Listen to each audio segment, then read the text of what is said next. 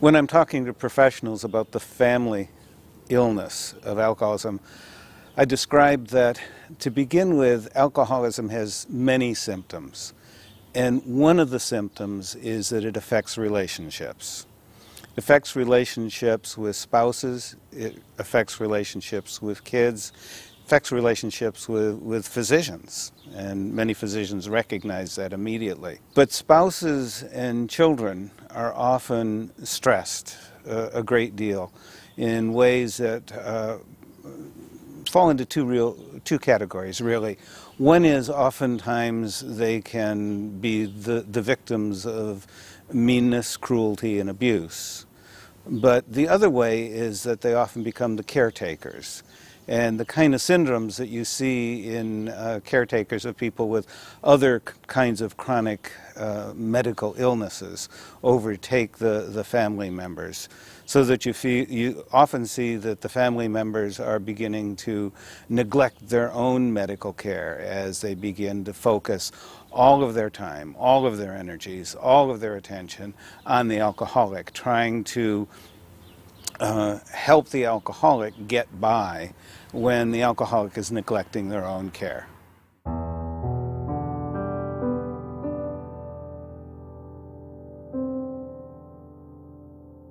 Denial is the number one thing, it's the number one feature of the disease of alcoholism. And with the denial becomes the ability to blame. And so in a family where there is alcoholism present, blame is always a key factor within the family. The alcoholic wants to blame everybody else for their behavior, wants to blame everything on other people so they can justify continuing to drink.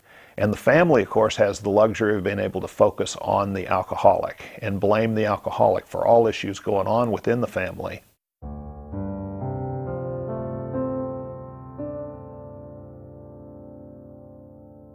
If you're a professional working in the field of addiction, or even not in the field, you're just a professional helping people, one of the things I would ask you to do is, first of all, move away from the pathology of the family system and move into what is the resiliency of this family. What are the strengths of this family? What are the gifts of this family? And what are the things that are working well, so that you can invite that family into opening up about what's really going on. The person may be coming to you because they're having marital problems. They may be coming to you because the children are acting out. They may be coming to you because they're depressed. They may have a series of symptomatic pieces that they're presenting to you. However, the underlying piece is that there's alcoholism in that family system. And you may not see it right away yourself because that's not how they're presenting. So the obvious question is to ask, is there drinking going on in your family system? Is somebody in your family in trouble with alcohol or drugs? It's a simple, straightforward, direct question to ask any family member who comes to you. And never assume that these other presenting symptoms are what's going on, that they may be secondary to the primary illness of addiction.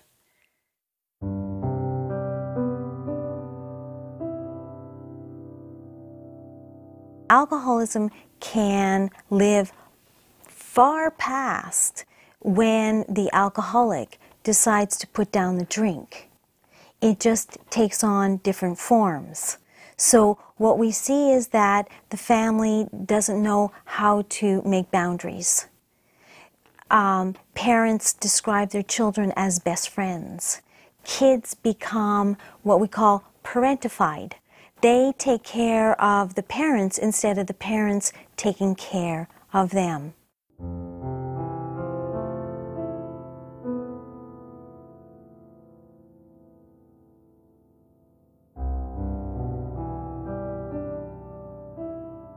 We find that social relationships suffer when someone's been drinking, and many times in recovery, the social relationships still suffer because the adult hasn't been socializing. But Al-Anon and Alateen also provide, if you will, a social laboratory. They're people to interact with in healthy, productive ways. You know, when someone breaks their leg, we don't tell them go out and run a race. We have to teach them how to walk slowly, and they might need physical therapy, and then they increase the amount they walk, and then they can run. When a family member of an alcoholic starts through the journey of recovery. They need to learn social skills again. They need to learn how to laugh. They need to learn when it's okay to cry. They need to learn that they can get angry. And Al-Anon and Alateen are safe places to do that. Productive treatment for the family means, first, teaching the family that they're not the cause of the alcoholic's illness. They have to get the proper care to the alcoholic.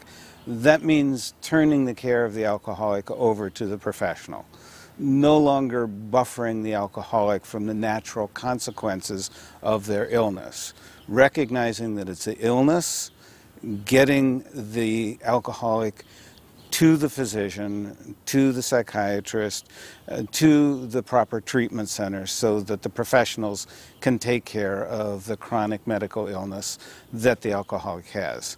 And then turning the focus onto themselves and looking at what are the kinds of problems that have been engendered within themselves by their own self-neglect? Are they getting the care that they need, and are they doing the self-care that they need to do? And very often that's getting themselves to Alateen and Al-Anon in order to even discover what self-care means.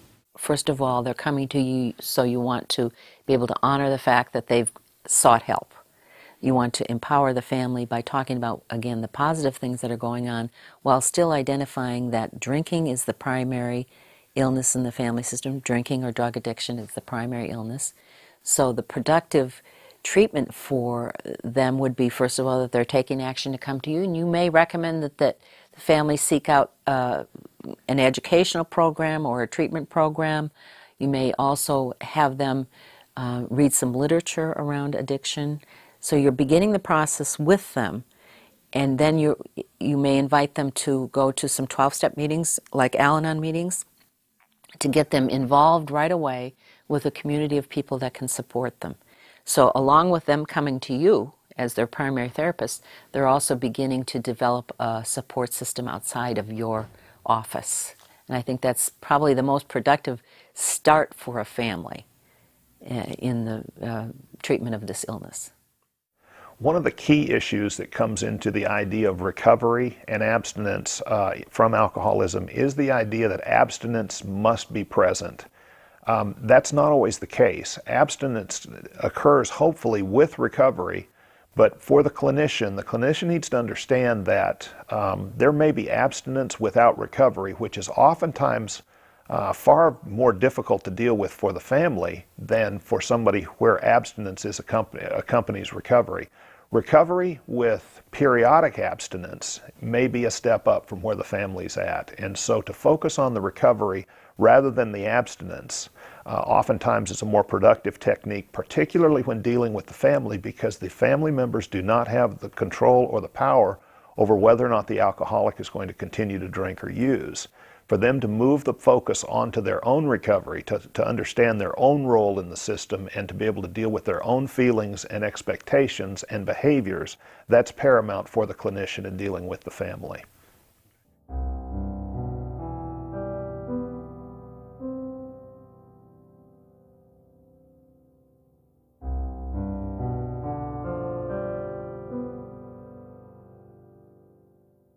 I've been doing social work and working with clients for over 17 years now, and I've seen Al-Anon and Alateen work over and over with clients that I've worked with. You can tell when they start going to Al-Anon and Alateen, it makes a huge difference in their life, really, and in their progress in terms of their own recovery and making a difference in their family life.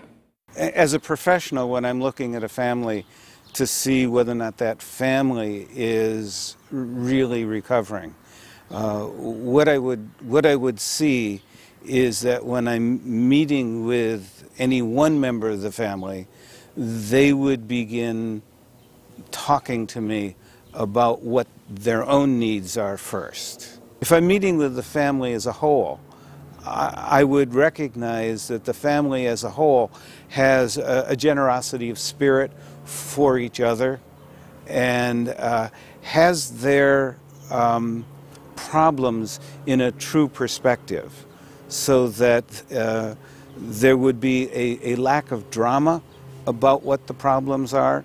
that they're not blowing their problems out of proportion, but they have their problems in a true perspective. And they can draw on the resources of each other in being able to meet those problems, and also that there'd be a minimum of blaming and a minimum of scapegoating in that problem.